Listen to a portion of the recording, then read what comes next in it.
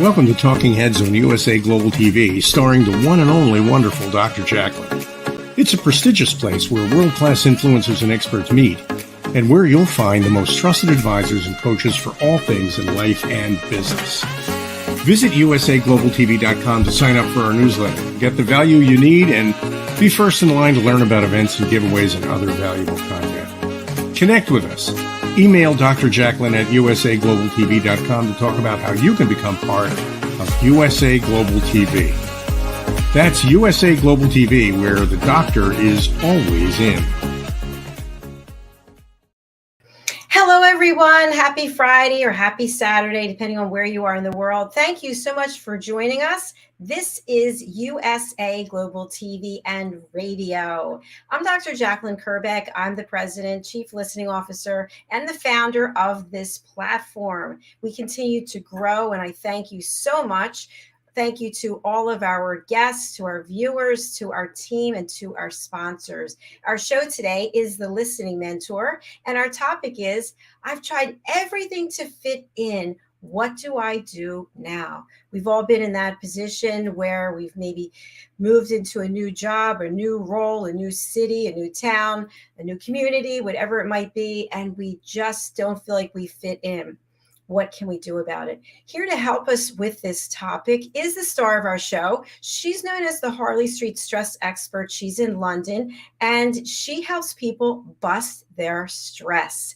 Her name is Jacalyn, and she's an integral part of our platform and our community here. Let's welcome her live to the show. Hello. Hello. Wow, that was a bit of an intro. Woohoo. I finally got to that. I never know what I'm going to say. So I know. That's the beauty of it. So, Jacalyn, we've talked about this before, but since it is the beginning of the year, people are going through a lot of transitions. They have happy times, sad times. They're fearful, they're hopeful. They reach out to you and you help them. Tell us a little bit about how you provide that comfort, that new perspective, that epiphany, and what that looks like for people who are interested in contacting you. It looks like whatever is going on for you that's not working. This week I had a mother who called, and she said that her son, who was 19, had tried to end his life. She was obviously beside herself, and this is the time of year that can happen, where we feel completely overwhelmed. We don't know where to go. We're trying to figure stuff out, but we don't know what to do. And the point that, people get to is, I'm better off not here anymore. And obviously the mother was absolutely beside herself, really worried, not knowing what to do. She reached out and I helped her to come to a calmer perspective so that she felt more peaceful, to be able to be more resourceful for her son. And the following night I worked with her son. And I'm very happy to say that both mother and son are feeling much, much happier, much more peaceful, because that's what it is. It's when our world becomes so stressful, so traumatic, that we don't know what to do. We don't have the answers. There's nowhere to turn. And so that's at the point that people make the decision to not be here anymore.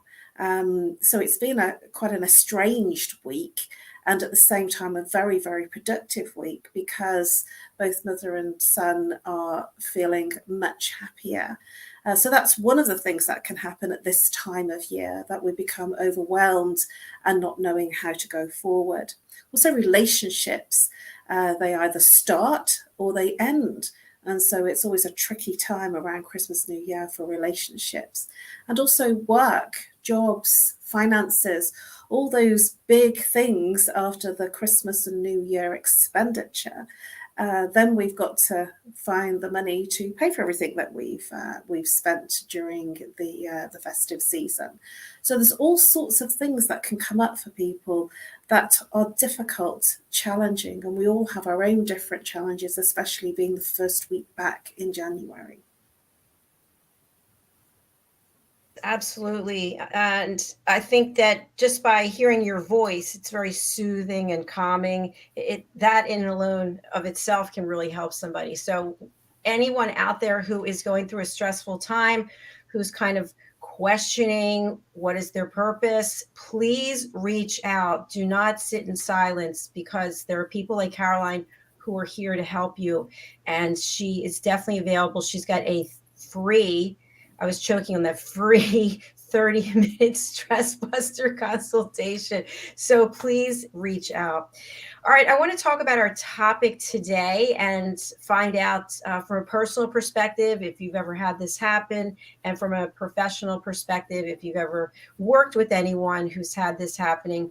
You just feel like you don't fit in. Sometimes it's even your own family. Sometimes it's even in your own skin. You're not comfortable with who you are. And no matter what you try to do, it doesn't seem like you feel comfortable with yourself, with other people. So have you experienced this personally and or professionally, Caroline?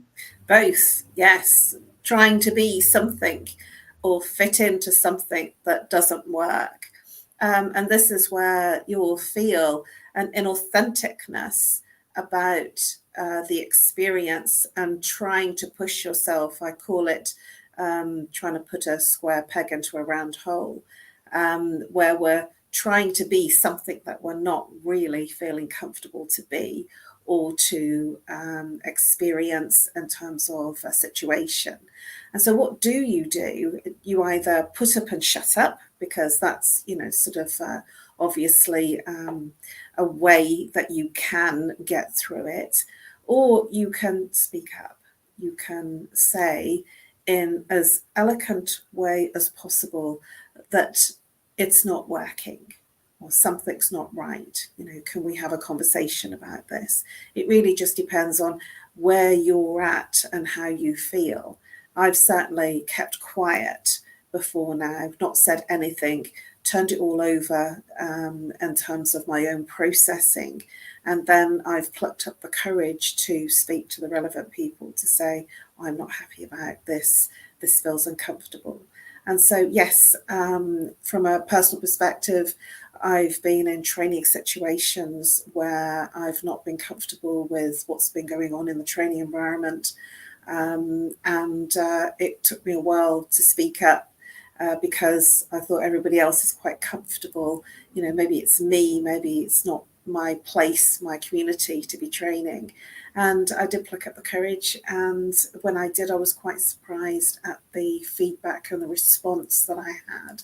And things changed in that environment to the better. It became more professional. And I do have quite high standards when I train. So from a professional perspective, I've had people that have, from the perspective of clients, arrive very late, and then that takes me out of what I was going to do afterwards. And so although I feel uncomfortable about saying, look, you're 2 hours late for your session, and that puts me back, they're actually coming to me because they're really stressed.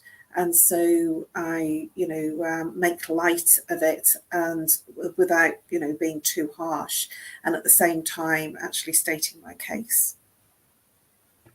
It just goes to show you that we're all human, right? It can happen to anybody, and it's really our perspective.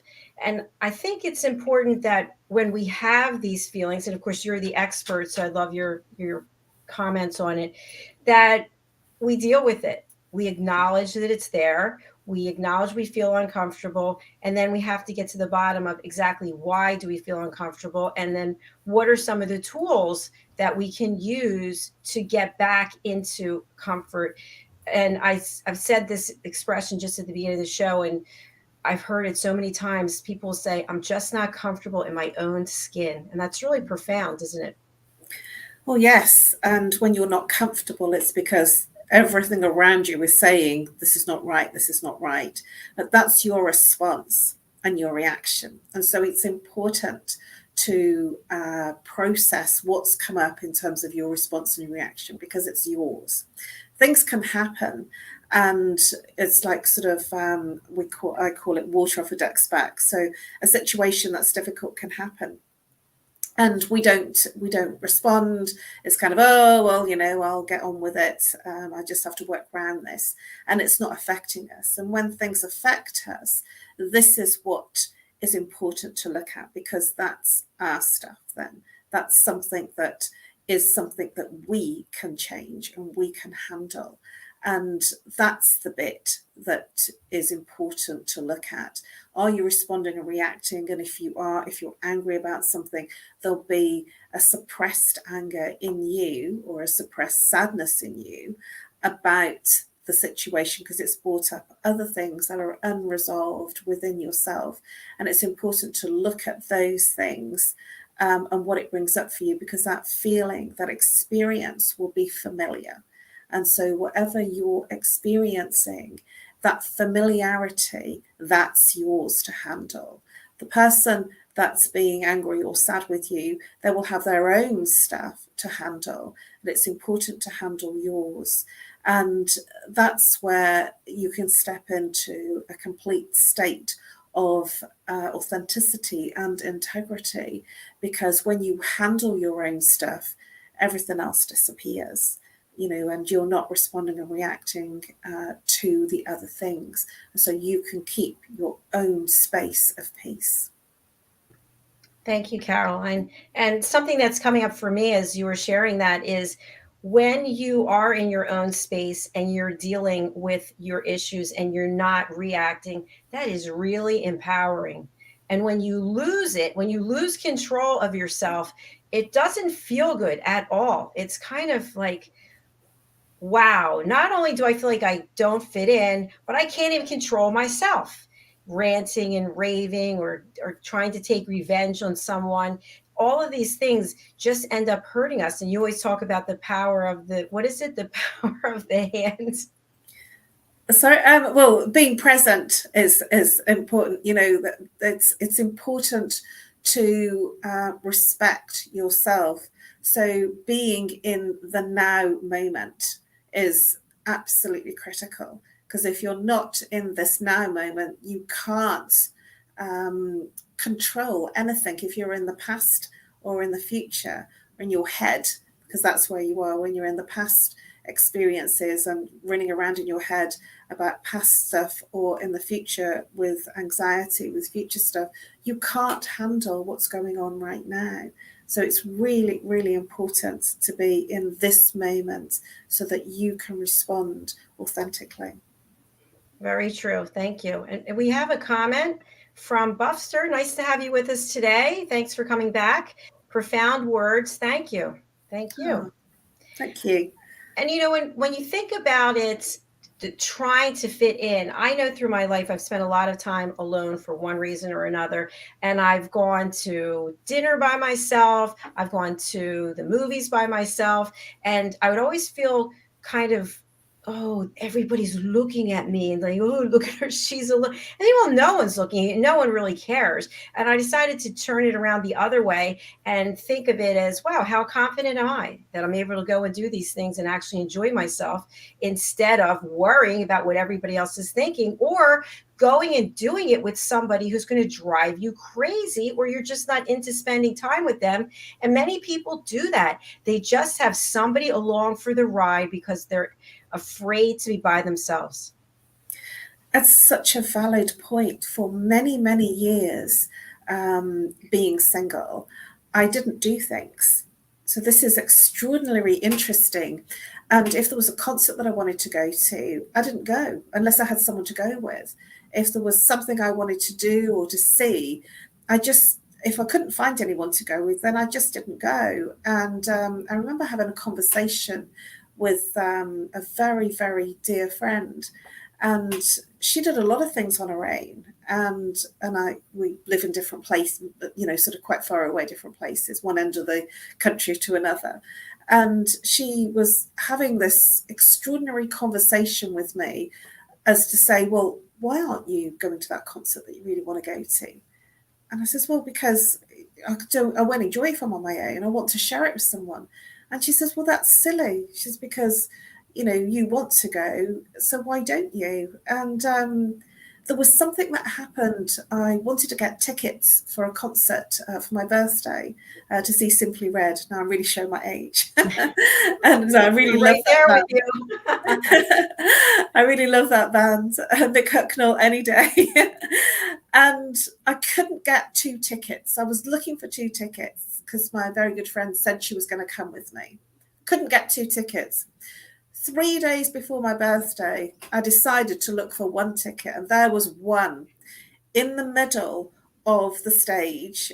It was 4 rows from the front, like sort of very front row stage seat. And I picked it up and I thought, right, I'm going to do this. It was my very first concert that I did on my own, and I've never looked back. Because I was just having the time of my life. I was singing, I was dancing, I was celebrating my birthday with being in this concert, that there was not a possibility to get 2 tickets. There was only one in the place that I wanted it. And so therein lay the beginning of me doing things on my own to have that enjoyment, because in a concert I'm just singing and dancing anyway. So if I'm with somebody, they're either singing and dancing with me or I've forgotten them. You know, so it was a real insight to have that feedback from my friend, because it made me do some things that I wouldn't have done in the past. With meditations, I'm very happy to go on my own because that is very solitary. With dance, ecstatic dances, I'm really happy to do that. But with normal things like concerts, or going to the bar, going to a pub, I wouldn't do that. That's not my thing. Going to a nightclub, I wouldn't do that either, because that's just not my thing to be there on my own. But, you know, I do a lot of meditations on my own, and I really, really enjoy it. And I meet other people that are like mind, like soul, and like spirit.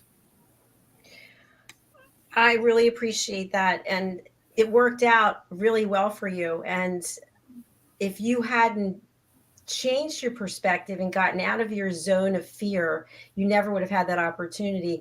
On the other side, I remember, I think the last concert I went to, and I'm really embarrassed to say this, I think they're still out there, is Mamma Mia. I think they're still on Broadway or West End or something. Yes.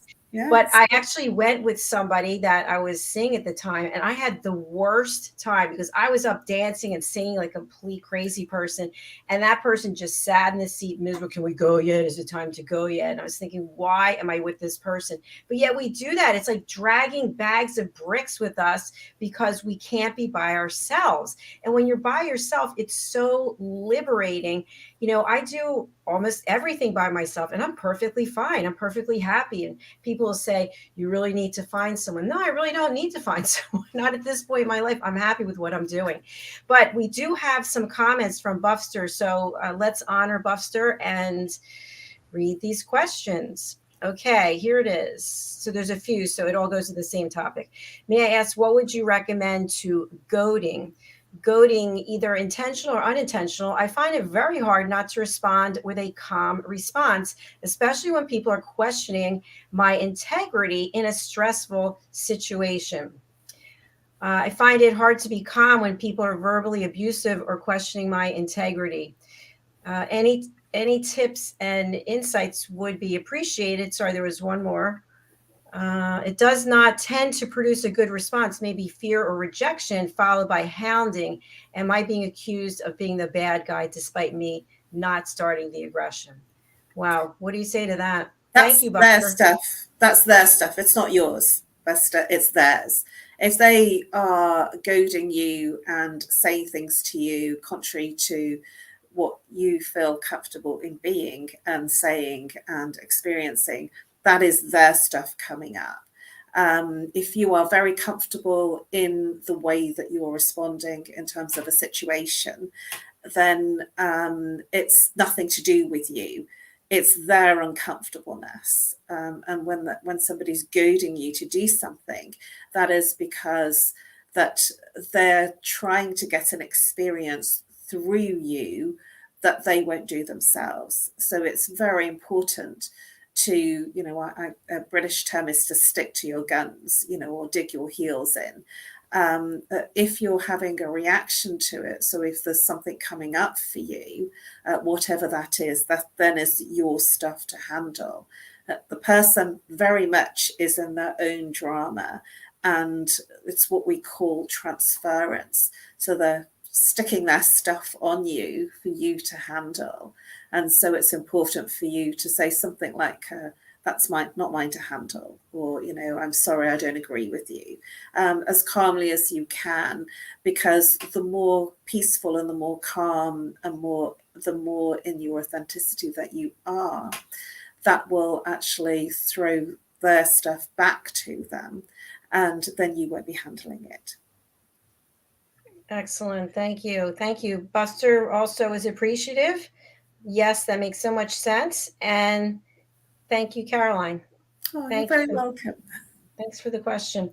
We've discussed this before, but I think it really makes a lot of sense to bring it in again now, because we're talking about goading. What about on the opposite side, and you and I have experienced this not together, but through with other people, is when you're in a relationship, whatever kind of relationship it is, it could be a family, it could be intimate relationship, and you're in the relationship, but the person goes dark. And then the person shows up, and then the person goes dark, and then they show up. What does that mean?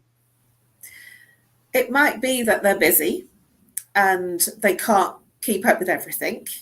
I've certainly had challenges in keeping up with all the social media because I'm on different platforms, on shows, and I think, somebody sent me a message, and then I forget about it. So it might be that the person's forgotten.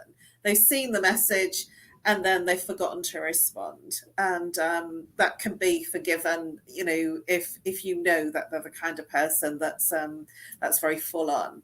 It could be that they haven't got the space to be everything to everyone. It might be that something else is going on in their personal life, like sort of a relationship issue. It could be a work issue. It could be that they're not well. There could be all sorts of reasons that people go silent. I call it going silent, or, when I was growing up, my mum would say, I've been sent to Coventry. What that would mean is that the people around her had gone silent on her. And so that silence, it just might not be your stuff. It might be something going on in their world. And you're experiencing the backlash of that silence. So when that happens, my invitation, if there's something that's coming up for you, is to ask outright. Sometimes we can go round and round in our mind, thinking up all sorts of scenarios, all sorts of reasons why this, why that, why the other. And actually, it could very well be that if we simply ask, hey, not heard from you for a while, is everything okay? Because it might just not be okay in their world. Hey, I wondered what's happening. I've not heard from you. Is everything all right with you? Are you in any trouble?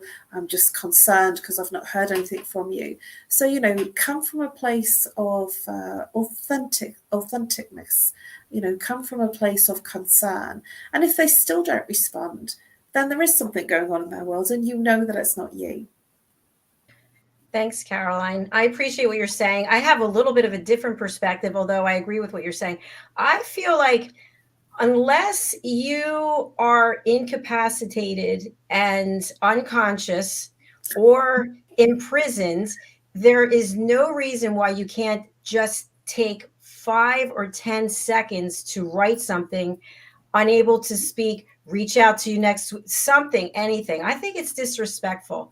And I feel like when you show someone respect, they should show you the same level of respect. It doesn't mean they have to drop what they're doing, but I think in all regards, even in a business situation, if you are in the process of negotiating a deal with a client and the client goes dark, it's pretty much, in my experience, what I found out is either they're not going to do business with you or they're not going to do business with you. And it's because something else has come up that it's no longer a priority. And they don't want to tell you that because they can't find the words to tell you. And they sort of hide. And I feel like in personal relationships, it's the same thing, because it's just a matter of of giving some information. If you share with someone, hey, Caroline, I can't speak with you right now. It's like what we talk about in the power of listening, setting boundaries. This isn't a good time for me, but I'd love to chat with you next week for 10, whatever it is. And then there's that closure. Then both people know, okay, there's not a problem in the relationship per se, if you're okay with that kind of relationship, but this person's not available and they're acknowledging you and they're letting you know, I hear you, I see you, I appreciate you, but I don't have the time for you right now. And then you have to make a decision. Do you want to be a friend with somebody if that's the situation, or a lover, or whatever the case is? What do you think about that? We live in a time that it's very immediate in terms of our social media, the platforms, and sometimes we're on many different platforms. And I certainly, for instance, don't keep up with all my LinkedIn. I've now got it on my phone, and it doesn't give me an alert to say it's coming up. Otherwise, my phone will be pinging, which is really annoying. So it just depends on how you manage your social media. I'm not particularly great because I've got almost 6,000. I think I've probably got about 6,000 friends and followers on my Facebook, and probably about the same on LinkedIn. So that's a lot to keep up with, and I don't catch everything in the feed either. And I can be, sort of remiss and miss things because I'm not glued to the phone or on social media. So that can happen for some people, that they miss things and not even realize they've missed something. I've missed emails before now, and they've landed up in junk, and before I've got to it, it's disappeared. So I would say that, in our times, that in all these different social media platforms, it is possible that you can miss things. I certainly find one of the things that I do is to write a message on Messenger, because then if the person's seen it, because it has, you can see that it's been read. And I find that helps, because sometimes if you've sent an email, you don't know whether they've seen it, and vice versa. So I tend to find that that's like a quick way to have a response or not response. Sometimes I'll just put, a sort of a love, as a reaction, if I haven't got time. So yes, I feel that, it's important to respond. And at the same time, we have a lot happening, a lot going on. You can it's easy to forget if you land up in a phone call and you mean to respond and then you don't respond. So I just feel that in our world now of many social media platforms, it's kind of quite difficult to keep up with everything. And I quite agree. If there is something important, there must be a way that you can get to them easily and quickly. Yes, and I agree with what you're saying, especially when it comes to social media. I have people reaching out to me. I have no idea who they are, people offering me things, people asking me for things. And so I can't possibly keep up with all the places we are on social media. But I also feel very strongly about this. My father taught me this. Just because someone calls you doesn't mean it's the right time for you to pick up because you're busy. Just because someone posts something, that doesn't mean that you have to respond to them and when they want you to respond, because they're the ones reaching out, and that was a convenient time for them to reach out. It doesn't mean it's convenient for you. But where I'm going is that if you actually know someone, I know you, you know me, and you and I are having a dialogue, and then you just disappear, and then I have no idea what happened to you, and I think to myself, well, that's strange. That doesn't fit in with her behavior. But with some people, that is their behavior. They do this pattern of ghosting, and I'm not sure exactly what the reason is, but for people who have done that to me in the past, it was it took a while, but it's like, sayonara, I don't need that, because I don't need the stress of worrying of something that happened to them. And in every case, nothing happened to them. It's just they didn't feel like talking to me. Well, yes, there's obviously something going on in their world, and for instance, the masculine energy can only focus on one or two things. So if you're trying to do many things, you can't do it. So it might be that there's a big project going on in their life, or there's something happening that has taken their attention away. And so I know for sure that there are many people that can only focus on one thing if it's a big project, and then they'll come back and not even realize, because their minds are all busy, they're very full, and they're not realizing what they're missing out on. There's something that I did want to talk about actually around Christmas. It was Christmas night. I had somebody call me, video call me. I was in bed. And it was a young guy on social media. I'd not met him before. And he said, I just want to, so I declined the call. It was a video call. I declined the call because I was in bed. And I just thought, who the hell's this? And he wanted to just have a minute on a video call. And I just thought, well, why? You know, I'm sorry, I'm in bed. I'm with my family. You know, I'm not going to do a video call now or any time at 1 o'clock in the morning. You know, he was really insistent. And I do feel that with social media having this this option to video call people, you don't actually know where they are. You know, a telephone call is sometimes inconvenient, but at least you're not, you know, you can be just out the shower or in bed and it's okay. But, you know, a video call, I just felt at that time was pretty intrusive. But we do live in this world that, you know, people expect an immediacy of connection and contact in the way that they move forward with it. I didn't do that video call, and I looked at his profile and I thought that perhaps it's just best that I don't respond. I was very, very young, and he was saying, I really like older women. And I'm just thinking, oh my gosh, you know, that's not, I'm not using Facebook as a dating site. But these things can happen, and it's important to handle them in the right way for you. Absolutely. And that's a great point that you made, because we are in the social public domain. And people think, you know, if they're watching the show, oh yeah, let me reach out. All I have to do is go over to my device and do a video call. I can't tell you how many people try to contact me on Messenger or WhatsApp video calls, and then they'll just keep calling and calling and calling. I have to block them because I don't even know them. It's like if you were to get out what used to be the yellow pages and just start dialing for dollars, I call it. Just, it's intrusive. I mean, I think that's something that people don't really understand in a certain way. You have to earn the right for certain things.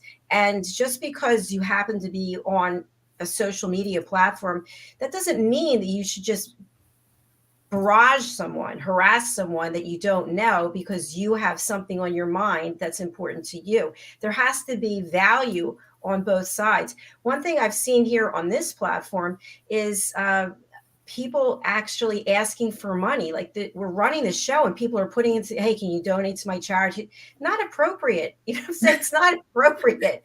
So, and we all have charities that we support, or we have things that we care about, and there's only so much to go around. But I'm sharing this because I think sometimes we get so caught up in ourselves that we don't think about the other person. We just think about, you know, me, and what I need, and I need it now, and I want an answer now, and drop what you're doing now. And you have to earn the right for that.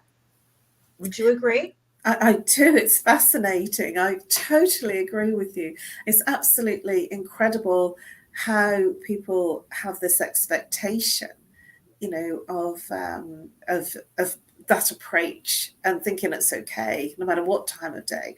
I've had calls at, you know, sort of 3 o'clock in the morning before now on Messenger, and they can see that I'm online because I'm doing a post or something like that. And so they come in. You know, I had one person, I accepted the friendship. I think there was some mutual friends, so I accepted the friend. And then I was quite busy. I was doing something, but I went through some of my notifications and accepted him. And he said, why don't you speak to me? He said, you accept my friend, but you won't speak to me. Oh, you know, this is not very good at all. And I just thought, whoa. That's like, block, unfriend. Yeah, it was just like, you know, whoa, gosh. I accepted it because it was one of the notifications. I thought, well, I'll accept that because there's quite a lot of mutual contacts. And then he kind of turned on me, and I just thought, gosh. So this is what I mean about the immediacy of expectation of social media, that it's changed the way that people have an expectation of when you should respond. Not even considering that you might be asleep, you might be in bed, you might be doing something else. Just because I look like I'm on, I'm online, doesn't mean to say I'm available to chit chat. You know what I mean? Or that you even want to, or that people don't get that. It's interesting. While the shows are running live, I can't tell you how many times, because I'm producing the shows, how many times people put pornographic comments, they put like things that are inappropriate, that have nothing to do with what we're talking about. I have to block them. I have to remove. You wouldn't even know while we're doing the show. I have to, it just happened to the last show.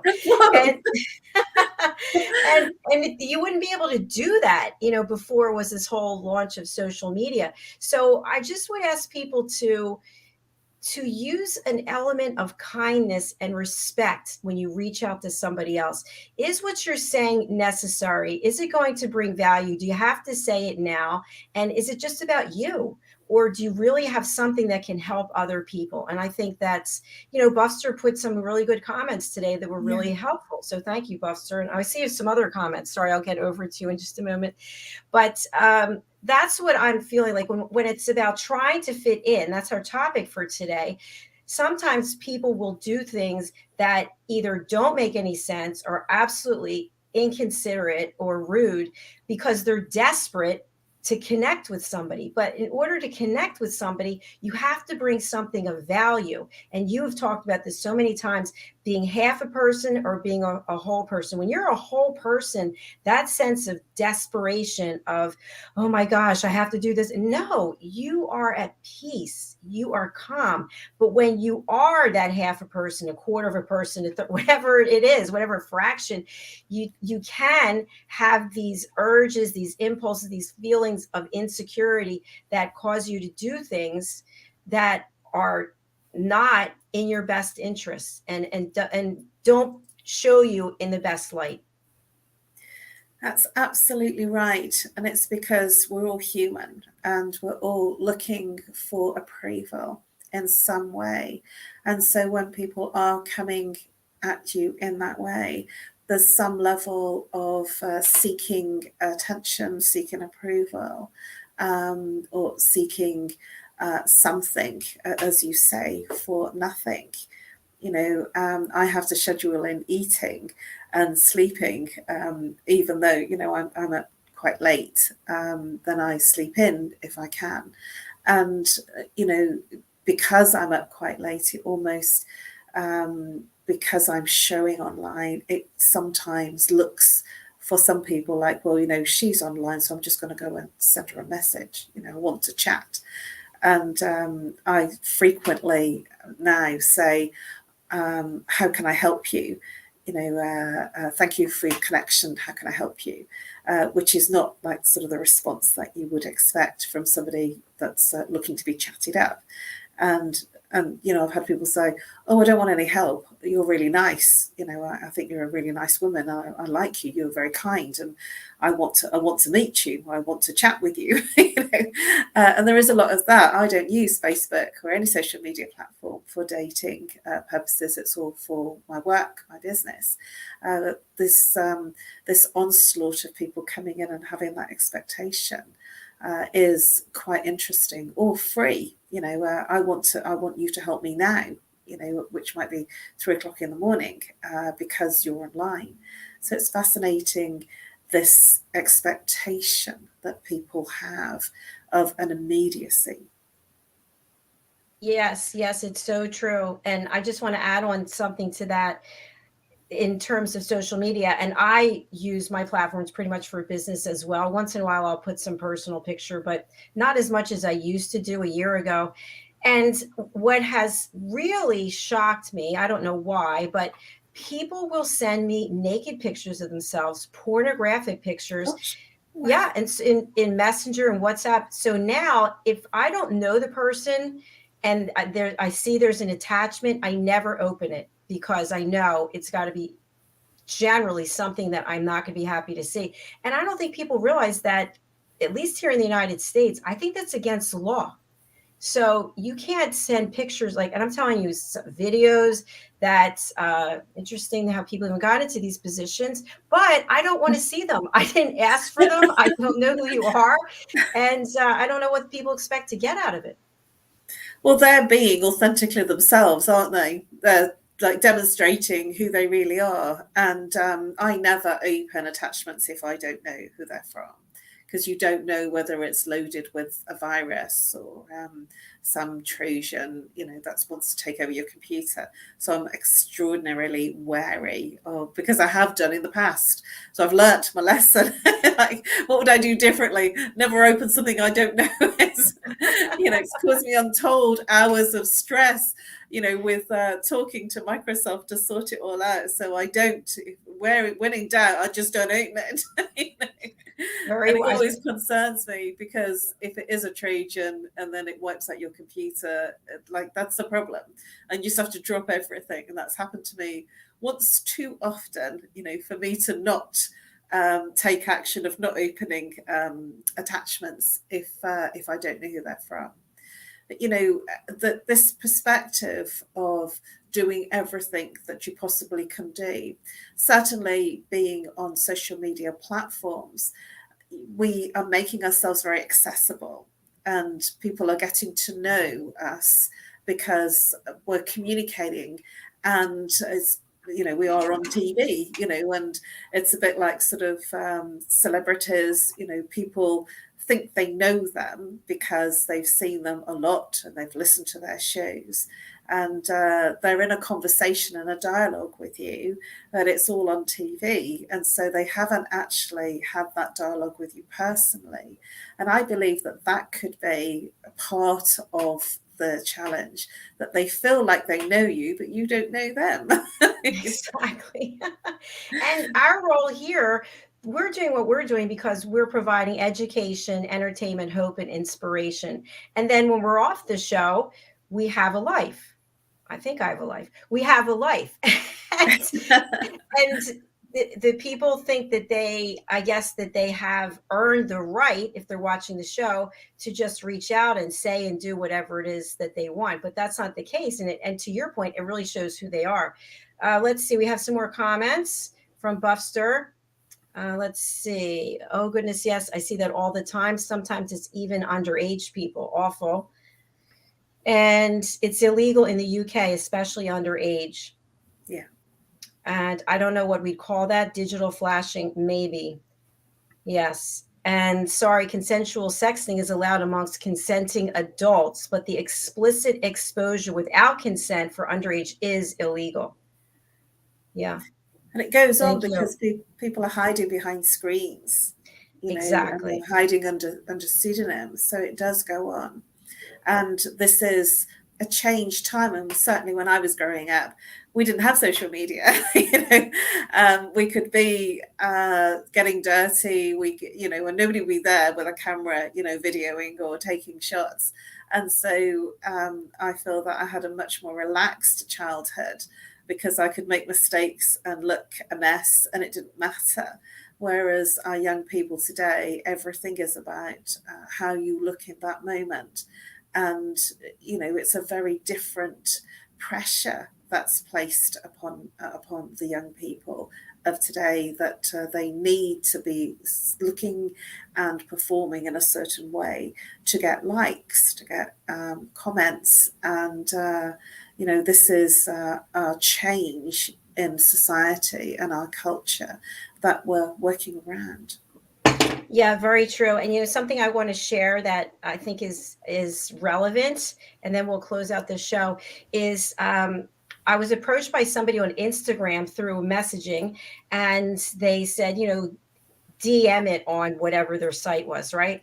So the name of their site was really interesting because it's in alignment with a number of the shows that we do here. So I thought, okay, I'll reach out and find out, because I know it's going to cost money, right? They're not going to do it just for free. So the person wrote back immediately with this package offer that they had. And then included in the package was 20,000 followers on Instagram. And I thought, wow, that's interesting. And it was $100 to get 20,000 followers. And I thought to myself, how important are those followers if it's only $100, they're not following me because they like what I'm doing. They believe in what I'm doing. They have some way of getting those followers. I don't even know what it is. So I was not interested, unfortunately. And then the package that this person offered had a component of it I really was interested in. But then I thought to myself, if this sounds like it's too good to be true, then this is probably also too good to be true. So I just declined it. But I would just like our audience to think about that. It's not about the number.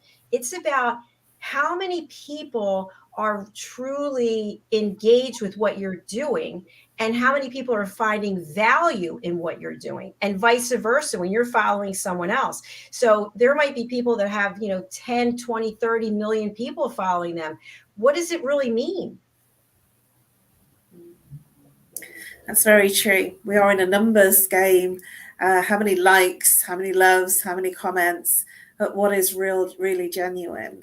There's a lot of people I know look at my Facebook and they don't comment, like, or love, or do anything, and yet they've seen what I'm up to, and they know without putting those attachments to it. And I find it fascinating because they know what I'm up to, and yet I don't even realize that they're following me. So Yeah, it's amazing. Not everybody will make comments or react, and at the same time people are aware of what you're up to. it's so true. So true. Last comment I'll make about that is, I mentioned this on the show this morning, Authentic Achievements, is people are watching, reading, looking, and maybe they're not commenting, but they can reach out to us in other ways. And that's what happens to me. Somebody will reach out, they'll text me and they'll say, hey, I saw your post about XYZ. And I'll say, wow, I had no idea because you didn't comment or you didn't like. And the person wrote back, that's not really my thing, but I just wanted to let you know that I saw what's going on and I appreciate it or whatever. And I thought, oh, because sometimes we do post things, especially, if we have 25 shows a week, I have to do all those posts and then the elevated listen. There's so many things that I do for posting for this work. And when I see a post that doesn't have a comment or a like or something, sometimes I'm like, oh, I guess I shouldn't have done that, that nobody cares. And it's not about somebody caring. It's about sharing the information. People are out there. They are watching, reading, and they're not comfortable with actually doing something on that post. And they don't have to. I always feel like if we can change the perspective of one person, if we can educate one person, bring hope, bring inspiration to one person, then we've done our work. And that's why I'm here. That's Yes. exactly the reason that I'm here and sharing, hints, tips, awarenesses, understandings, and perspectives, is because if you can see something from a different perspective, if you can have insight in a challenged situation, therein lies a place where you can gain inner peace in your world and in that situation and others similar. And so that's why I'm here, because to help more than one, and this platform is amazing to be able to do that, to reach more than one person with each person that calls. This is there forever. And that's why I feel so blessed to be on this platform, to be able to share, because I know that the information that I'm sharing is there forever on YouTube. Yes, it is. And I'm truly grateful that you are here and you're bringing your expertise as a therapist and offering this free 30-minute Zoom stress buster. So this is what I'm going to say to our audience. Thank you so much for watching. Thank you for listening. Caroline is here. She's a real, authentic person. She is helping people all the time. Wherever you are in the world, she can help you. So I want you to ask yourself, when are you going to pick up the phone and call her? When are you going to email her? When are you going to go over to LinkedIn and connect with her? That's why she's here. She could be doing a lot of other things. It's Friday night in London and she's here with us. So please do reach out to her. Caroline, what's the best way for people to get in touch with you? You can reach me on email, which is NoMoreStress@live.co.uk, or call, if you're international, +44. If you're local, 07523 120-189.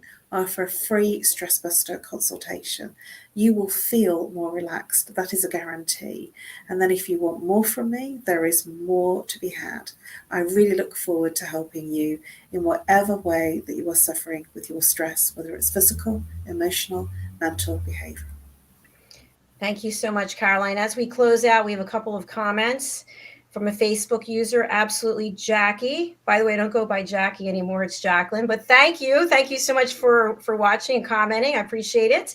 And Buffster, thank you both for your time. Thank you, Buffster. We really appreciate you being here and asking really intelligent, thoughtful questions.